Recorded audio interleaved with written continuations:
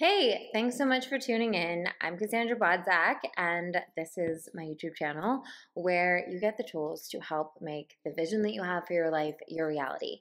And this video is about self-love, and it's about a really practical daily practice you can do to increase your self-love and see a noticeable impact on your life. I know that self-love, I've been in the self-help spiritual space for 10 years now, as a coach, as a blogger, podcast, YouTube author, all the things. And self-love is one of the most elusive concepts, and so many of us know deep down in our core that it's the key. It's one of the things we want to figure out in this lifetime, and it has such an impact on every area of our life, not to mention our mental health and our just enjoyment of our life. So I want to teach you today a really practical daily tool that you can use that I promise if you start doing this, you're going to start seeing such a shift, not only in your self-love, but in how that overflows into the other areas of your life. And this is noticing when you are judging yourself. So the actual name, I guess, would call it be loving the you that judges you, right? So we have these tendencies, and throughout the day when we're doing things or something comes up, we are our own worst critic. And oftentimes we're so, there's so much out about like boundaries and protecting your energy and all this yada, yada, yada, which is totally good. But so many of us forget that we usually have to protect ourselves from that nasty voice in our head, right? Because there's a version of us that judges and criticizes and berates us for things that we do. So for instance, with me, I have ADHD, and one of the things that happens a lot is I forget things. I forget my keys. I forget credit cards. I lose things, right? I will literally put something out on my dining room table to grab as I'm going into my car and then forget to grab it. And these are real opportune moments. They're small moments, right? I'm not committing a crime here, right? But these are small moments that we could love or not love ourselves, let's say. And in those moments, my default tendency, like so many of us, is to go into criticism and judgment for myself. Is to say, oh, Cass, why do you always do this? Why do you always forget stuff?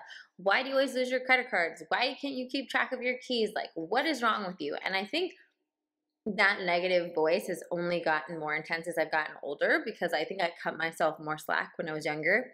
Maybe you can relate. Let me know. But this is actually where that self-love practice starts.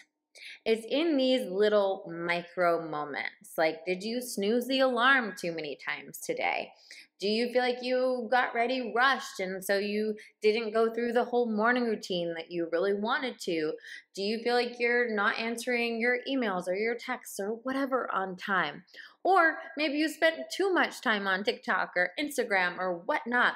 There are so many things that happen just in a normal day that we will judge and criticize ourselves for. So the first process of this is I just want you to increase that awareness. I want you to start, I'm sure as you're watching this video, you're probably already thinking of all of the ways that you judge and criticize yourself, and maybe even relate to some of the examples I gave, right? Maybe you make dinner and it comes out bad and you judge yourself. Maybe you order Uber Eats for the 5th time this week and you judge yourself for that, right? We're like judging machines, and who's the number one person we judge is ourselves. And so looking at those moments and asking yourself, bringing that awareness, and do it right now, starting after you watch this video so that you start getting to the habit of it. When you notice that little evil voice in your head, start, I call it the nasty roommate when I'm working with my clients. And you notice your little nasty roommate voice that's like, really? You're going to order Uber Eats again? Really? You binge watch whatever? Really? You get the idea, right? You're going to text your ex, whatever it is how can you be loving to that person? How can you treat the you that already feels shame, already feels judgment, already feels frustrated by whatever it was, right? In a loving manner. And so in those moments, for me, for example, with the keys, with, forgetting stuff, when I see myself veer into that like judgment and criticism and want to berate myself, I'd be like, it's okay, Cass, like just take a deep breath. Think about where you lost, like think about where you last had them. Like you're gonna find them. You always find them. It's not a big deal. If you don't find it, you'll order another card. And I try to talk myself down. I try to soothe and calm myself the way I would a child, right? And the reason we don't instinctually do this, which is kind of nuts, but the reason we don't instinctually do this is actually because we think that by loving ourselves in the face of behavior that we have judged as non-beneficial or whatever, not great, that we are going to perpetuate that behavior. And that's not true. Actually, when you start loving yourself in these moments, it makes it easier for you to make better choices. Because by you increasing the amount of self-love you have for yourself, you are actually giving yourself that opportunity to make more self-loving choices. So whether it's for me, when I calm myself down and I love myself, chances are I'm going to find my keys or my cards faster.